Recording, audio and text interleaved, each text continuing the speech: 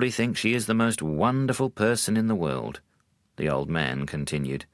"She's so perfect in each and every way," the young man cooed. "That's how it is when you get married," said the old man. "But after a few years, you will begin to see the flaws in my daughter. When you do begin to notice her faults, I want you to remember this. If she didn't have those faults to begin with, son-in-law, she would have married someone much better than you.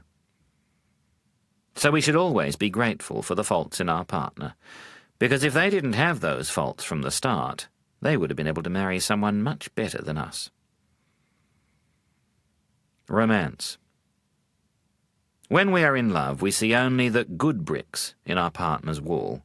That is all we want to see, so that is all we do see. We are in denial.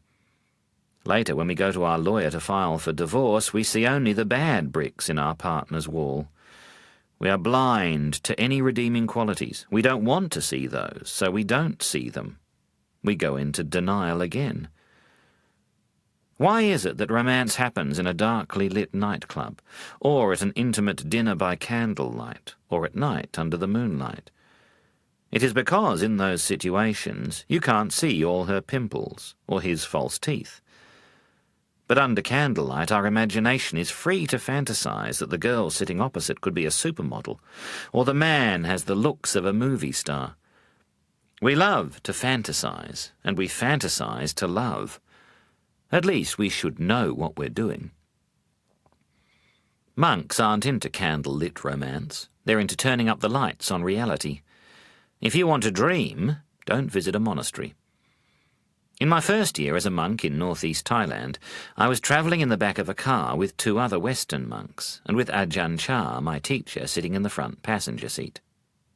Ajahn suddenly turned around and looked at the young American novice monk sitting next to me, and then said something in Thai. The third Western monk in the car was fluent in Thai and translated for us. "Ajahn says that you are thinking about your girlfriend back in LA. The jaw of the American novice dropped almost to the floor. Ajahn had been reading his thoughts accurately. Ajahn smiled, and his next words were translated as, "Don't worry, we can fix that. Next time you write to her, ask her to send to you something personal, something intimately connected to her which you can bring out whenever you miss her, to remind you of her." "Is that allowable for a monk?" asked the novice, surprised. "Sure," said Ajahn. "Perhaps monks understand romance after all." What Ajahn said next took many minutes to translate. Our translator had to stop laughing and pull himself together first. "Ajahn says," he struggled to get the words out, wiping away tears of mirth. "Ajahn says you should ask her to send you a bottle of her shit. Then whenever you miss her, you can bring out the bottle and open it." Well, it is something personal. And when we express our love for our partner, don't we say we love everything about them? The same advice would be given to a nun missing her boyfriend. As I said, if you want the fantasy of romance, steer clear of our monastery. True love. The trouble with romance is that when the fantasy is broken, the disappointment can badly hurt us. In romantic love, we don't really love our partner. We only love the way they make us feel. It is the high we feel in their presence that we love, which is why, when they are absent, we miss them and ask to be sent a bottle of... See the previous story. Like any high, it wears out after a while. True love is selfless love. We are concerned only for the other person. We tell them, "The door of my heart will always be open to you, whatever you do," and we mean it. We just want them to be happy. True love is rare. Many of us like to think that our special relationship is true love, not romantic love. Here is a test for you to discover which type of love it is. Think of your partner. Picture them in your mind. Recall the day you came together and the wonderful times you have enjoyed ever since. Now imagine receiving a letter from your partner.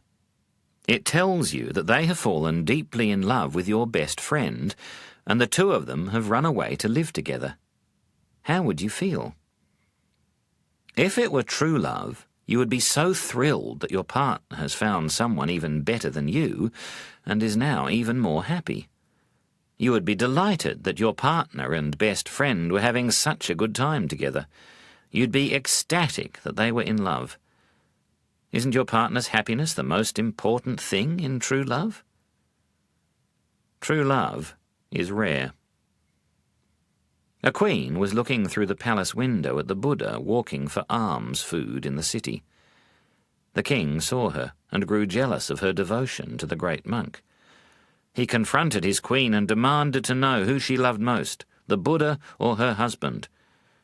She was a devoted disciple of the Buddha, but in those days you had to be very careful if your husband was the king. Losing your head meant losing your head. She kept her head and replied with searing honesty, "I love myself more than the both of you."